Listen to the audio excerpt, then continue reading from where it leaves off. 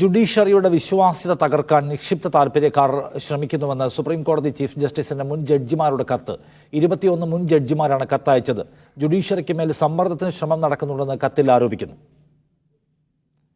വിരമിച്ച സുപ്രീം കോടതി ഹൈക്കോടതി ജഡ്ജിമാരാണ് ചീഫ് ജസ്റ്റിസ് DY ചന്ദ്രചൂഡ് അയച്ച കത്തിൽ ഒപ്പുവച്ചിരിക്കുന്നത്. ജുഡീഷ്യറിയുടെ വിശ്വാസ്യത തകർക്കാൻ ലക്ഷ്യമിട്ട് നിക്ഷിപ്ത താൽപര്യക്കാർ ശ്രമിക്കുന്നുവെന്ന് കത്തിൽ ആരോപിക്കുന്നു.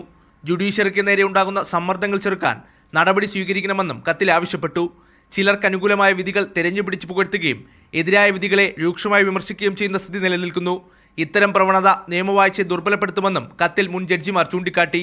സുപ്രീം കോടതിയിൽ നിന്ന് വിരമിച്ച ജഡ്ജിമാരായ ദീപക് വർമ്മ, കൃഷ്ണ മുരാരി, ദിനേശ് മഹേശ്വരി, MR ഷാ എന്നിവരും കേരള ഹൈക്കോടതിയിൽ നിന്ന് വിരമിച്ച ജസ്റ്റിസ് PN രവീന്ദ്രനും കത്തിൽ ഒപ്പുവച്ചിട്ടുണ്ട്.